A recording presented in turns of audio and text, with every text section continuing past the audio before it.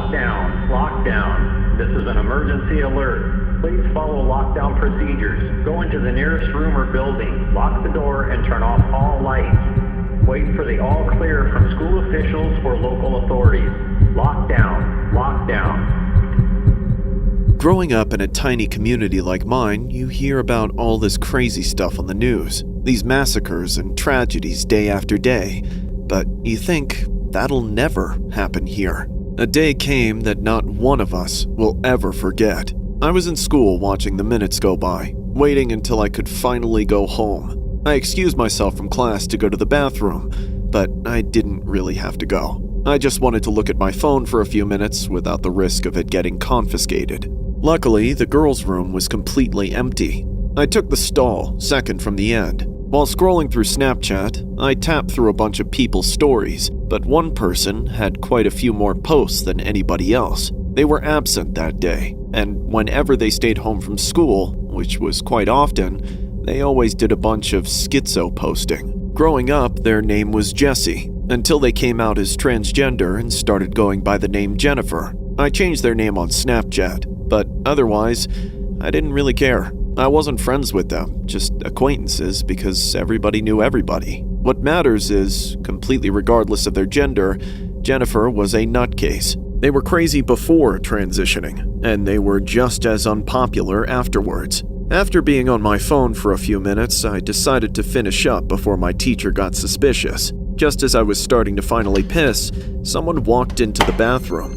I couldn't tell if they were a teacher or a student. They were being oddly quiet. It sounded like they went into a stall, but I didn't hear it close or anything like that. Of course, I had no reason to be overly cautious, so I wrapped up and exited the stall.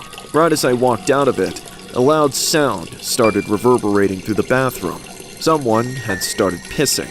Then I took another couple steps and passed by a stall I thought was empty. But even though the door was open, it was absolutely occupied. I saw none other than Jennifer pissing while standing up in full view. It took everything I had to not stop and stare in shock. I forced myself to continue to the sink and wash my hands. Jennifer had enough time to finish her business at the toilet and started washing her hands in the sink next to mine. That's when I saw the blood, a shocking amount of it, all over her. My hands froze under the tap. It didn't take long for Jennifer to catch me staring either. She then looked directly in my eye, a sickening smirk on her face. I couldn't tell what was going through her head. When Jennifer turned off the faucet, she also reached over to shut off my sink as well. This action brought her close to my face, close enough for me to smell the pungent sweat in her pits. That, and the distinct metallic stench of blood. It wasn't paint, and she hadn't gotten all of it off yet. When she whispered to me, I knew there was no right answer. Every word was sealing my fate. "What are you staring at, princess?" Nothing. I don't have a problem with you being in here, I swear. Really? Don't tell me you're not used to the sight of blood. It's not that. I'm not used to people using the bathroom with the door open. That's all. Did I forget to close it? Man, my bad. I was just practicing my aim. How would you like to help me with target practice? A chill ran through my whole body. Regardless of what she meant, I wasn't sticking around to find out. I immediately turned around and ran. I sprinted down the hallway, not looking back until I was at the stairwell. My plan was to just make sure that she didn't follow me back to my class, maybe double back across the second floor. But then, I saw her, not running, but just then exiting the bathroom. She looked at me across the distance with a look on her face I'll never forget. Then, she crossed the hall and entered the classroom I came from. A moment later, the shots started. I was no hero. Any chance I might have had to warn people was long gone, and doing so might have gotten me killed anyway. I saw my exit, and I took it. By the time the massacre was over, she had killed 8 people. The first 2 were at her house. The blood I saw her washing from her hands belonged to them. Then, she came to school and killed 6 more before taking the easy way out. Like a coward, she made sure she would never stand trial, never face justice for what she did, if she even had any. All we know is that our town will never be the same, and I can't stop thinking about how close I came. to being one of her victims.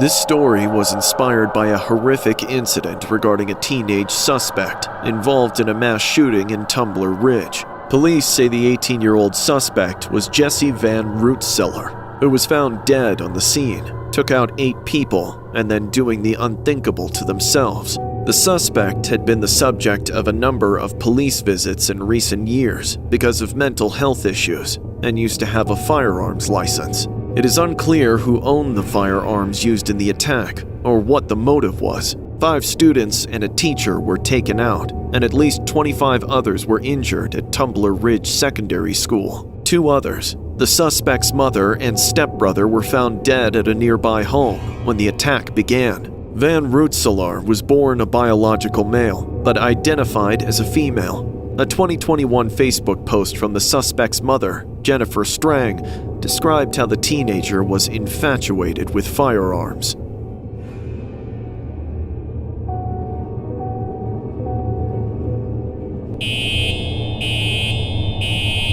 Lockdown, lockdown. This is an emergency alert. Please follow lockdown procedures. Go into the nearest room or building.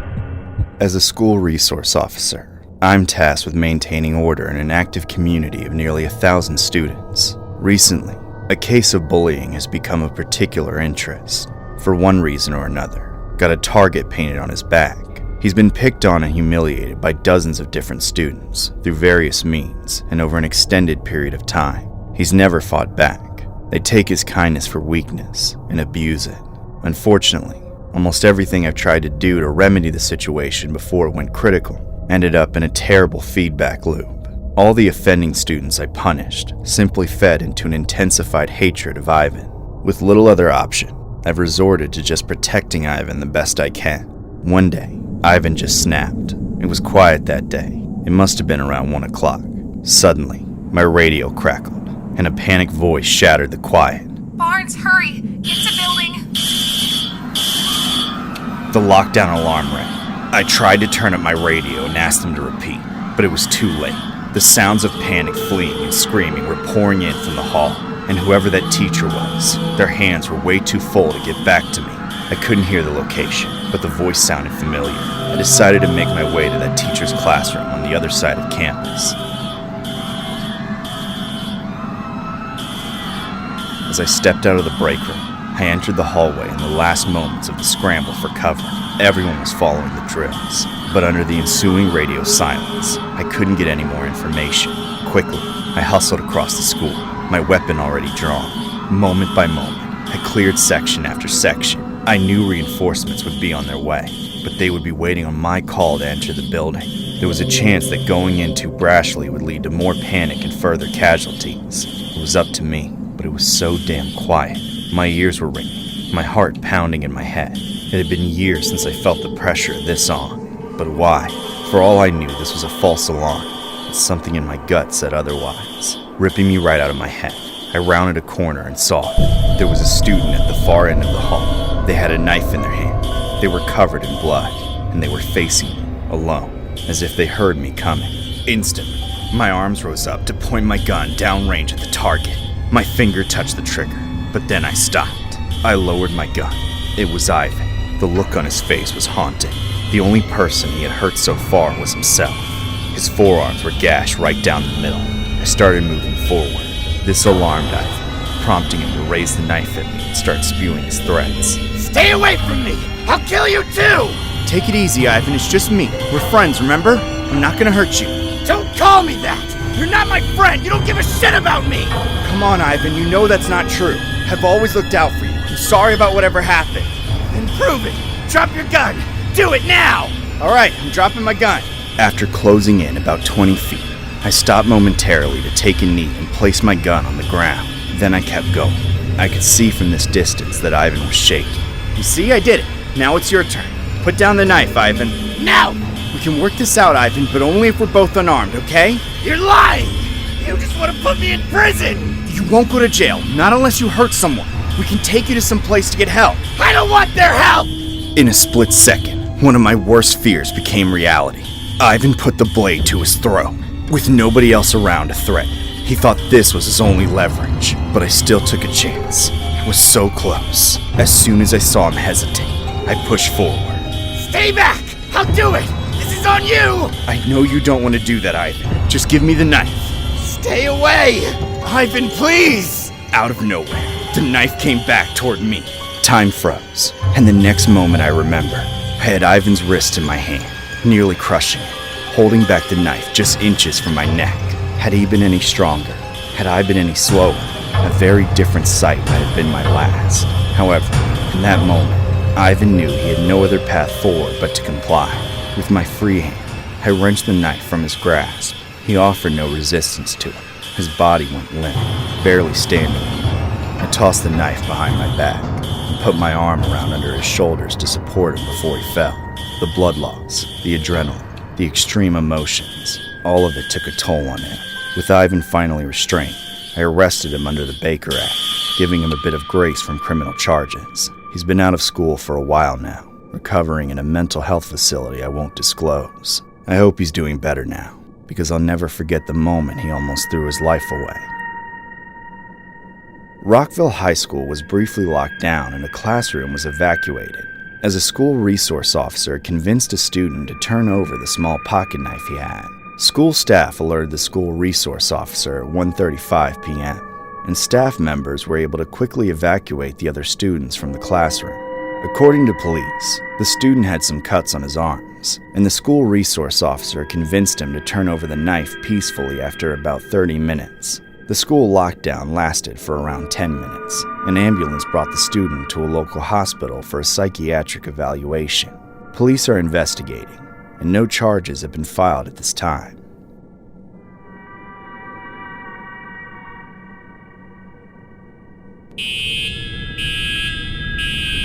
Lockdown, lockdown. This is an emergency alert. Please follow lockdown procedures. Go into the nearest room or building. I don't have a lot of friends at school. One of the few friends I have, this kid named Zach, he's a full-blown incel. Kids either bully him or go out of their way to avoid him. Unlike me, he's just too weird and creepy to fade into the background. He basically came up to me and decided we were going to be friends on the first day of freshman year, and ever since then, I've just had to tolerate him. I always joke with my friends online that I only keep him around because if I'm his friend, he might warn me not to come to school the next day in case the bullying finally makes him snap. One day, that joke became a reality. There was no warning, no signs of declining mental state. I was probably the first person at school to get any indication that Zach was up to something. It started out like any other day. I had just got off the bus, and I was waiting to get breakfast in the cafeteria, when Zach suddenly pulled me out of the line to tell me something. He was wearing the same clothes he always did, his worn-out backpack clinched all the way up to his shoulders, but something else was there too. He had a new, different bag slung under his arm. It was black and sturdy, but too small to fit a laptop or even a regular-sized notebook. I didn't have to bring it up either, because it was all he wanted to talk about. Dude, you're gonna make me miss breakfast. What do you want? Shh! Just be quiet and take this. I need you to keep it a secret for me. Your brand new bag? Wait, did you steal it? No, it's mine. I just have to get rid of it for a bit. Well, what's in it? It's a camera, a really expensive one. So promise me you won't open it. And you brought it to school, why? Look, I was just trying to take pictures of some girls for, but then a couple of guys saw me and now they want to smash my camera and kick my ass. Sounds like you deserve it, you creep. Shit! I gotta run. Take this and don't look in it. As fast as he appeared, Zach shoved the bags into his hands and bolted.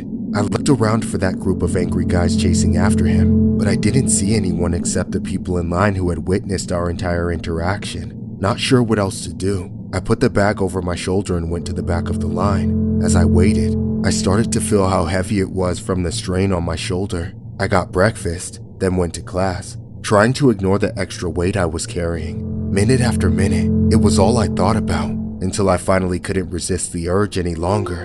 In the middle of class, I slowly and quietly opened the zipper by a few inches, then looked inside. My worst nightmare came true right in front of my eyes. There was a gun in the bag. Immediately, my skin felt like it was on fire, and I started sweating profusely. I was afraid if I bumped the bag the wrong way, the thing inside might randomly go off. After 20 more agonizing minutes, that class period ended, and I had my chance. On the way to my next class, I walked by a bush and placed the bag behind it as discreetly as I could. I planned to tell Zach where I stashed it. A few hours later, school was almost over. Once I left, I'd be home free. But the school had other plans.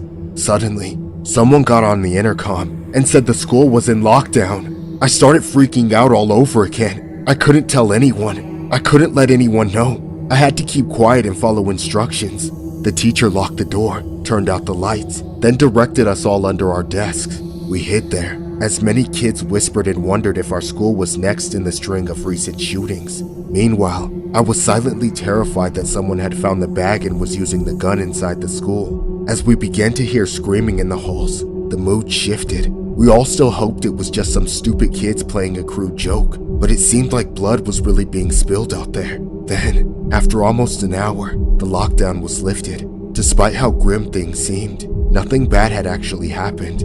I left the class with everyone a few minutes later. Then I started making my way to the buses. And yeah, just before I was able to step onto the bus, 2 police officers stopped me and told me to come with them. They led me to the principal's office, where a dozen other cops and school administrators were waiting for me. Just my luck, someone had found the bag, and I was right there on camera, stashing it. I flipped on Zach instantly, not caring about him at all, just wanting him to take the blame for the shit he dragged me into. Of course, even though Zach got arrested for bringing the gun, I couldn't avoid getting taken into custody either. I'm in nearly as much trouble as him for knowing about it and not reporting it. All this time, I was friends with Zach as a safety measure, just for him to ruin my life. This school lockdown story was inspired by an incident involving 2 students who have been charged following a weapons call that forced the lockdown of 3 Port Colborne, Ontario schools. Niagara police say Port Colborne High, Still Street, and McKay Public were placed into hold and secure protocol amid reports of a student with a firearm. Investigators say a gun wasn't located inside Port Colborne High, near Still High, and Elkin Street after a thorough search with the K-9 unit. However, one would be seized at a location outside the learning facility. There were no injuries in the incident, and students were sent home early. The 2 students are facing charges connected with possessing a firearm. One of the teens has an additional charge for careless use of a firearm.